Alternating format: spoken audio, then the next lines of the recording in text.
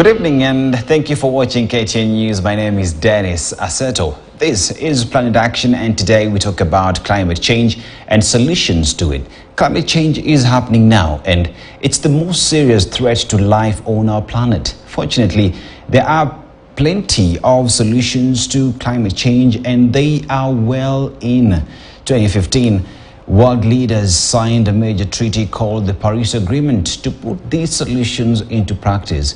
Core to all climate change solutions is reducing greenhouse gas emissions, which must get to zero as soon as possible. But now, what are we doing locally with regards to addressing climate change? Siaya County women under the umbrella Siaya Muungano Network now wants Governor James Orengo to implement more gender-responsive actions, policies, budgets and plans with more than 200,000 households depending on mainly subsistence farming. The women leaders say that the only way to adapt to climate change in Siaya County is to fast-track implementation of Climate Change Act and dissemination of climate change funds to grassroots levels. We therefore strongly call upon the county government of Siaya, led by Honorable Bob Agre Orengo, Governor of Siaya County, to 1. Develop and implement gender-responsive climate actions, budgets, policies and plans from the county to the grassroots level that support women in priorities in the climate change and local solutions. 2. Promote women's full and equal representation and participation in leadership and climate change decision-making process and spaces, including World Climate Change Committees. Wamama ambao iko kwa community huko chini wanateseka sana about climate change, sababu hawawezi kupata nafasi ili watowe shida zao nje, wasitikise kila every corner of Kenya. And KTN has unveiled its first 4 electric vehicles in Nairobi in a move to support its diversification ambitions in the sector. The 4 vehicles, which include 2 SUVs and 2 double pickups, will primarily be used for data collection and policy development as the company prepares to install over 30 EV charging stations across the country in 2023. The venture is part of the company's environmental and economic sustainability plan to reduce global greenhouse gases emissions by inspiring confidence for wider EV adoption across the country.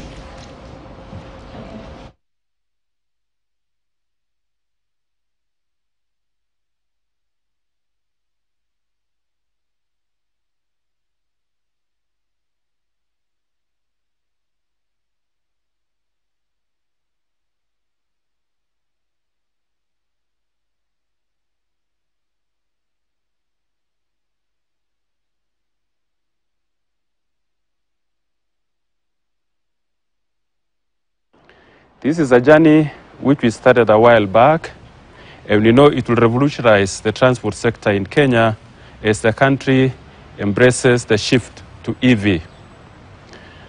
Today, we flag 4 electric vehicles, which include 2 SUVs and 2 double cabin pickups, which will primarily be used for data collection and inform policy development as the company prepares to install 30 EV charging stations across the country by the end of next year.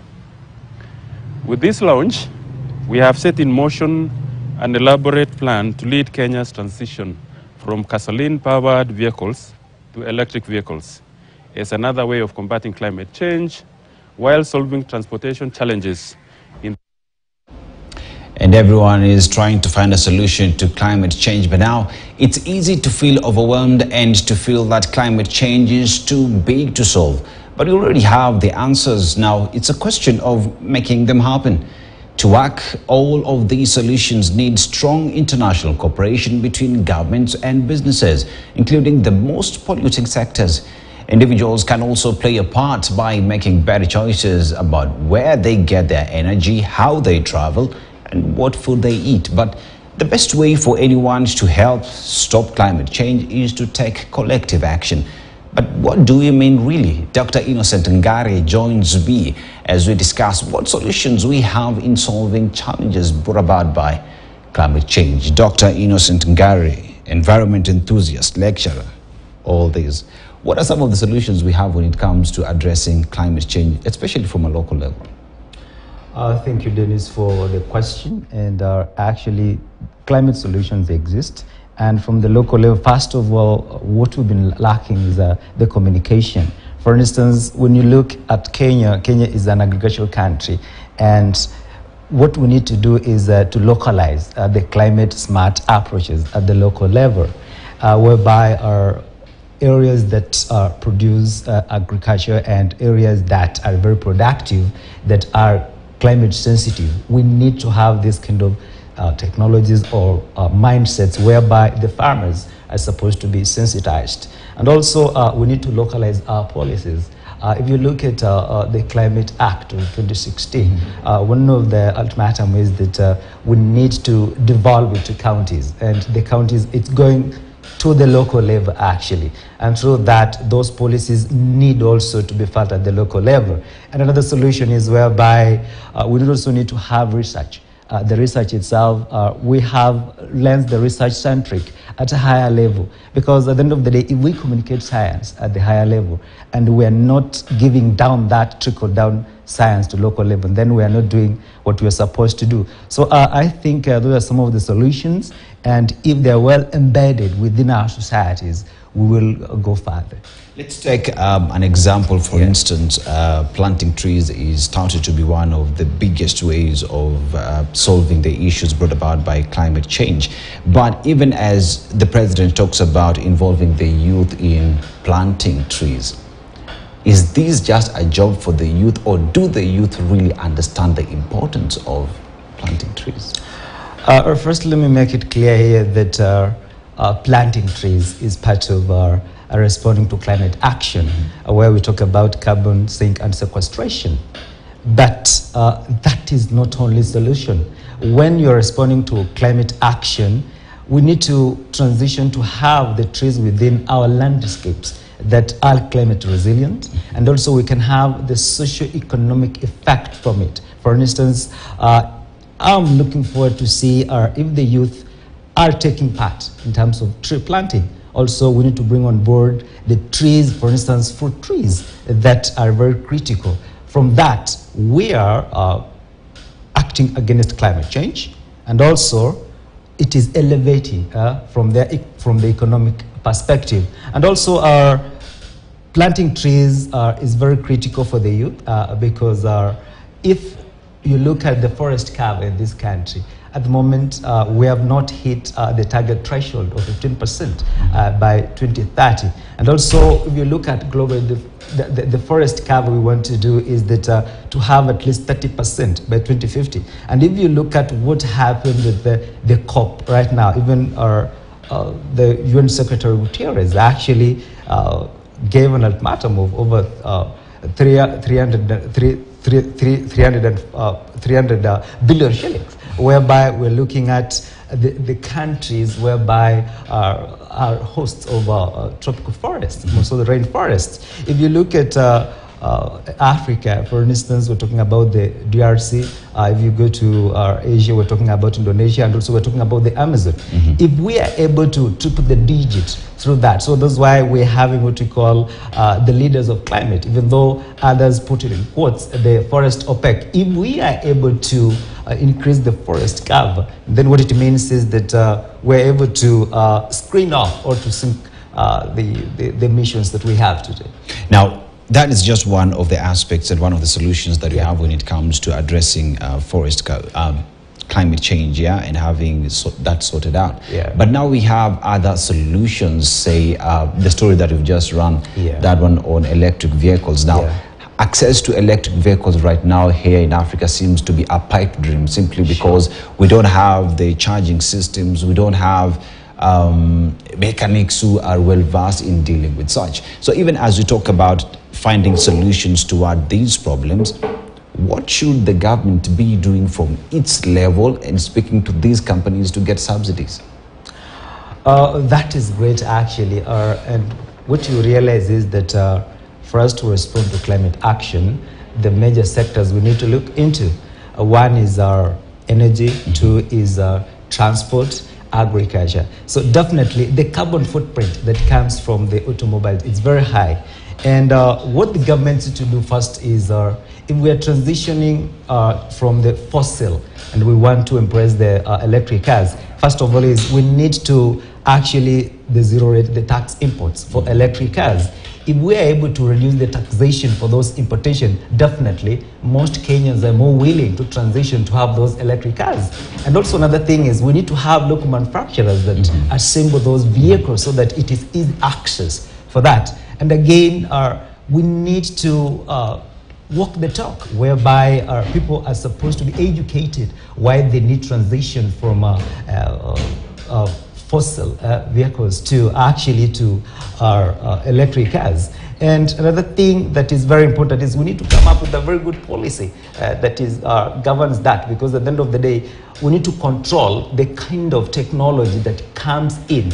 And another thing is about affordability. You can have electric cars, but if people are not able to afford them, then you've not made a match. So if we make them available, we make them accessible, we have the policy, we have the training, and also the aspect of marketing. People need to know why it is important. And actually, if we're having the electric cars, we need to have those installations whereby it's easy to charge those vehicles. So if we have those solutions and that infrastructure, I think it could pick up. But otherwise, if we just import electric cars and we don't have a well-established infrastructure, it could be tough a little bit. But if you look at the BRT project, where we're having those electric buses, I think it's very important. It's going to offset carbon within our towns. Actually, what you realize today, one of the challenges we face today within urban areas is urban heat islands. And actually, this is the lot of emissions that we have that are really affecting the people within the urban areas. And now, even when you talk about access to energy, we realize that the West have made their mark in this world and become developing countries because of the kind of fossil fuels they used back in the day. You talk about petroleum, talk about coal. Now, these are issues that have been talked about majorly even in climate conferences, that we need to zero rate these.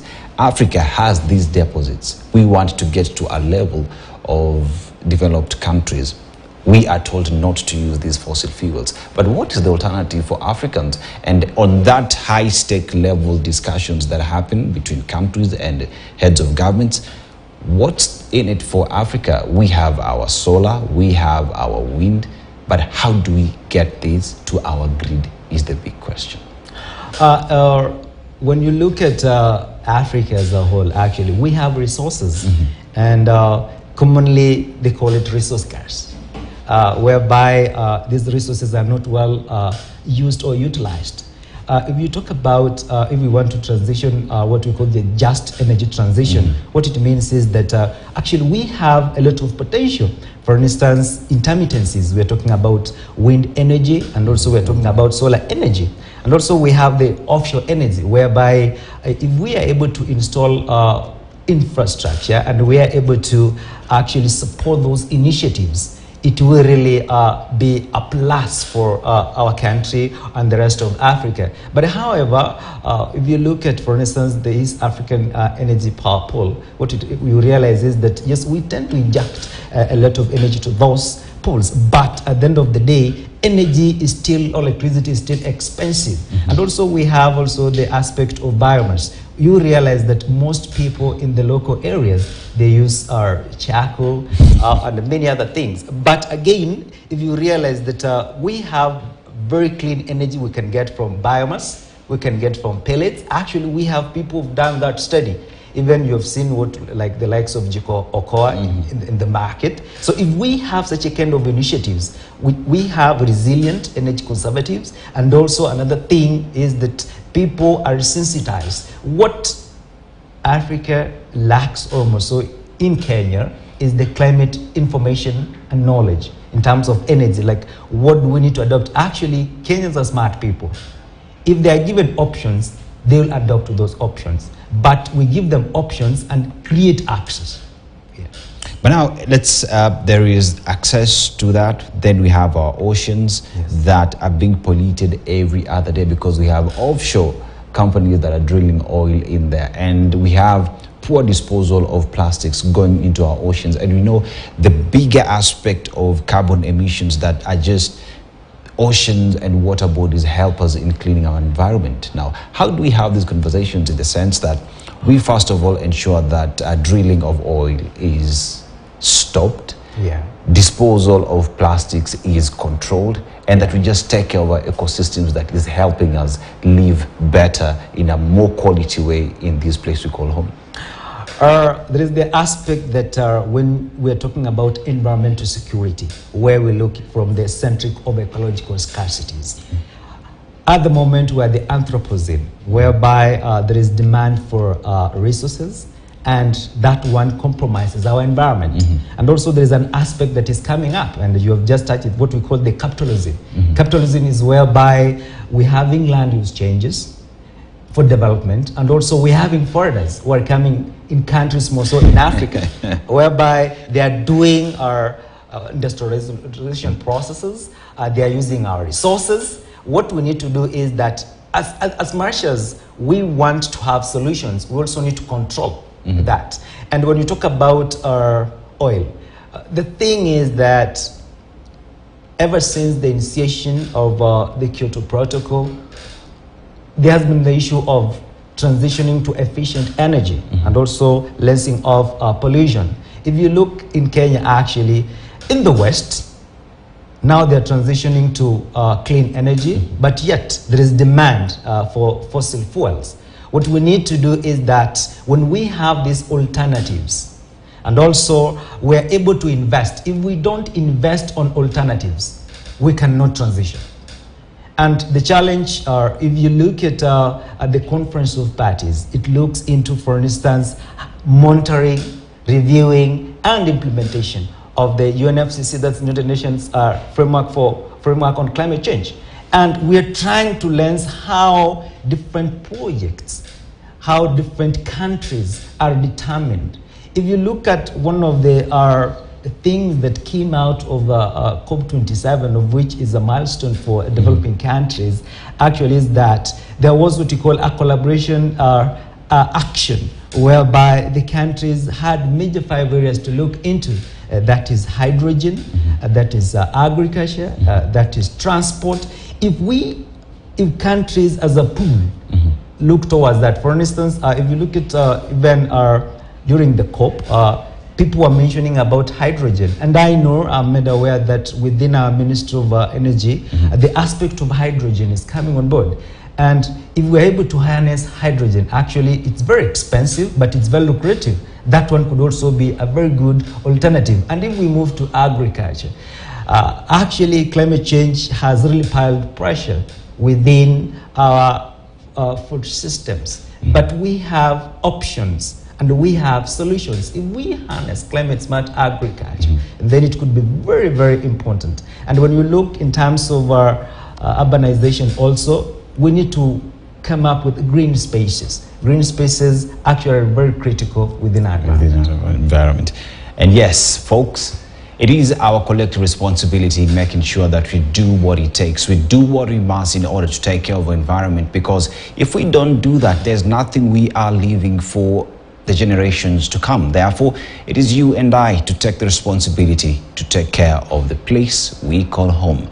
My name is Dennis Aseto. Many thanks for watching Planet Action. Tomorrow, we'll do this again. Enjoy the rest of your viewing. Good night.